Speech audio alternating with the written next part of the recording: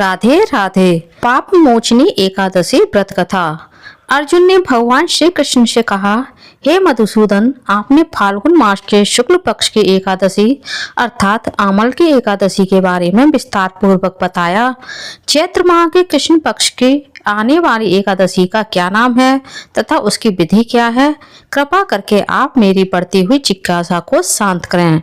भगवान श्री कृष्ण ने कहा, हे अर्जुन, चैत्र मास के कृष्ण पक्ष की एकादशी को पाप मोचनी एकादशी के नाम से जाना जाता है। एक बार की बात है, पृथ्वीपति राजा मानधाता ने लोमस ऋषि से यही प्रश्न किया था जो तुमने मुझसे किया है।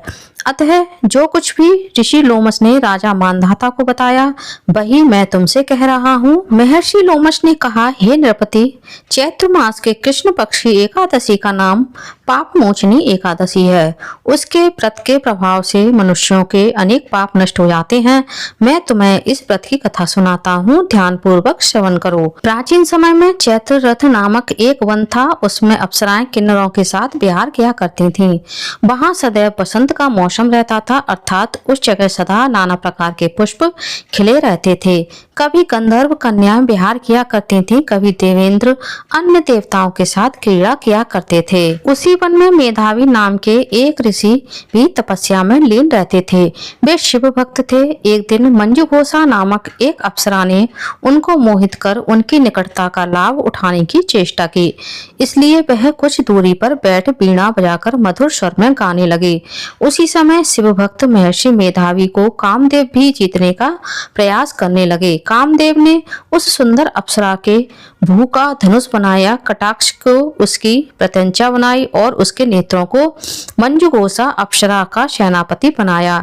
इस तरह कामदेव अपने शत्रु भक्त को जीतने को तैयार हुआ। उस समय महर्षि मेधावी भी युवावस्था में थे और काफी हष्टपुष्ट थे। उन्होंने यज्ञोपवीत तथा दंड धारण कर रखा था। वे दूसरे कामदेव के समान प्रतीत हो रहे थे। उस मुनि को देखकर कामदेव के बस में हुई मंजुघोषा ने धीरे धीरे मधुर वीणा से वीणा पर गायन शुरू किया तो महर्षि मेधावी मंजुघोषा के मधुर गाने पर तथा उसके सौंदर्य पर मोहित हो गए। वह अप्सरा मेधावी मुनि को कामदेव से पीड़ित जानकर उनसे आलिंगन करने लगी। महर्षि मेधावी उसके सौंदर्य पर मोहित होकर शिव रहस्य को भूल गए और काम के वशीभूत होकर उसके साथ रमन करने लगे। काम के वशीभूत होने के कारण मुनि को उस समय दिन रात का कुछ भी ज्ञान ना रहा और काफी समय तक वे रमन करते रहे। तदुपरांत मंजुघोषा उस मुनि से बोली, हे ऋषिवर, अब मुझे बहुत समय हो गया है, अतः स्वर्ग जाने की आज्ञा दीजिए। अप्सरा की बात सुनकर ऋषि ने कहा, हे मोहिनी, संध्या को तो आई हो, प्रातः काल होने पर चली जाना। ऋषि के ऐसे वचनों को सुनकर अप्सरा उसके साथ रमण करने लगी। इसी प्रकार दोनों ने साथ साथ बहुत समय बिताया। मंजुघोषा ने एक दिन ऋषि से कहा, हे विप्र, अब आप मुझे स्वर्ग जाने की आज्ञा दीजिए। मुनि ने इस बार भी वही कहा, हे रूपसी, अभी ज्यादा समय व्यतीत नहीं हुआ है, कुछ समय और ठहरो। मुनि की बात सुन अप्सरा ने कहा, हे ऋषिवर, आपकी रात तो बहुत लंबी है, आप स्वयं ही सोचिए कि मुझे आपके पास आए कितना समय हो गया। अब और ज्यादा समय तक ठहरना क्या उचित है? अप्सरा की बात सुनकर मुनि को समय का बोध हुआ और वह गंभीरता पूर्वक विचार करने लगे। जब उन्हें समय का ज्ञान हुआ कि उन्हें रमण करते हुए 57 वर्ष व्यतीत हो चुके हैं तो उस अप्सरा को काल का रूप समझने लगे।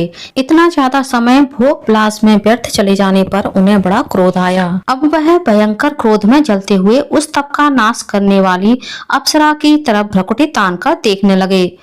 क्रोध से उनके अधर कांपने लगे और इंद्रियां बेकाबू होने लगीं। क्रोध से थरथराते स्वर में मुनि ने उस अप्सरा से कहा, मेरे तप को नष्ट करने वाली दुष्टा, तू महापापिन और बहुत ही दुराचारनी है। तुझ पर धिक्कार है, अब तू मेरे श्राप से पिशाचिनी बन जा। मुनि के क्रोध युक्त श्राप से वह अप्सरा पिशाचिनी बन गई। यह देखकर वह व्यथित होकर बोली, हे ऋषिवर, अब मुझ पर क्रोध त्याग कर प्रसन्न होइए और कृपा करके बताइए कि इस श्राप पाप का निवारण किस प्रकार होगा। विद्वानों ने कहा है, साधुओं की संगत अच्छा फल देने वाली होती है और आपके साथ तो मेरे बहुत वर्ष व्यतीत हुए हैं, अतः अब आप मुझ पर प्रसन्न होइए, अन्यथा लोग कहेंगे कि पुण्य आत्मा के साथ रहने पर मंजू गोसा को पिशाचिनी बनना पड़ा। मंजू गोसा की बात सुनकर मुनि को अपने क्रोध पर अत्यंत ग्लानि हुई, साथ ही अपनी अपकीर्ति का भय भी हुआ, अतः पिशाचिनी बनी मंजू गोसा से मुनि ने कहा, तूने मेरा बड़ा बुरा किया है, किंतु फिर भी मैं तुझे इस श्राप से मुक्ति का उपाय बताता हूँ। चैत्र मास के कृष्ण पक्ष की जो एकादशी है उसका नाम पाप मोचनी है। उस पाप मोचनी एकादशी का उपवास करने से तेरी पिशाचिनी की देह से मुक्ति हो जाएगी। ऐसा कहकर मुनि ने उसको व्रत करने का सब विधान समझा दिया। फिर अपने पापों का प्रायश्चित करने के लिए वे अपने पिता च्यवन ऋषि के पास गए। च्यवन ऋषि ने अपने पुत्र मेधावी को देखकर कहा, हे पुत्र, ऐसा क्या किया है तूने कि तेरे सभी तप नष्ट हो गए हैं, जिससे तुम्हारा समस्त तेज मलिन हो गया है। मेधावी मुनि ने लज्जा से अपना सिर झुकाकर कहा, पिताश्री, मैंने एक अप्सरा से रमण करके बहुत बड़ा पाप किया है। इसी पाप के कारण संभवतः मेरा सारा तेज और मेरे तप नष्ट हो गए हैं। कृपा करके आप अब इस पाप से छूटने का उपाय बताइए। ऋषि ने कहा, हे पुत्र, तुम चैत्र माह के कृष्ण पक्ष की पाप मोचनी एकादशी का विधि तथा भक्ति पूर्वक उपवास करो, इससे तुम्हारे सभी पाप नष्ट हो जाएंगे। अपने पिता च्यवन ऋषि के वचनों को सुनकर मेधावी मुनि ने पाप मोचनी एकादशी का विधि पूर्वक व्रत किया। उसके प्रभाव से उनके सभी पाप नष्ट हो गए। मंजू गोसा अप्सरा भी पाप मोचनी एकादशी का उपवास करने से पिशाचिनी की देह से छूट गई और पुनः अपना सुंदर रूप धारण कर स्वर्गलोक को चली गई। लोमस ऋषि ने कहा, हे राजन, इस पाप मोचनी एकादशी के प्रभाव से समस्त पाप नष्ट हो जाते हैं। इस एकादशी की कथा के श्रवण व पठन से 1000 गोदान करने का फल प्राप्त होता है। इस उपवास के करने से ब्रह्म हत्या करने वाले, स्वर्ण चुराने वाले, मदपान करने वाले, अगम्यागमन करने वाले आदि भयंकर पाप भी नष्ट हो जाते हैं और अंत में स्वर्गलोक की प्राप्ति होती है। बोलिए विष्णु भगवान की जय। राधे राधे। फ्रेंड्स, आप लोगों को मेरा ये वीडियो कैसा लगा कमेंट्स करके जरूर बताइएगा, और यदि आप मेरे चैनल सरल पूजा पर पहली बार आए हैं तो प्लीज चैनल को सब्सक्राइब कर लीजिए, वीडियो को ज्यादा से ज्यादा लाइक कीजिए, शेयर कीजिए, साथ ही बेल आइकन को प्रेस कर दीजिए ताकि हमारी आने वाली सारी लेटेस्ट वीडियो की नोटिफिकेशन आप लोगों को टाइम से मिल सके। कॉमेंट्स बॉक्स में श्रीमन नारायण या राधे राधे अवश्य लिखिएगा। धन्यवाद फ्रेंड्स, राधे राधे।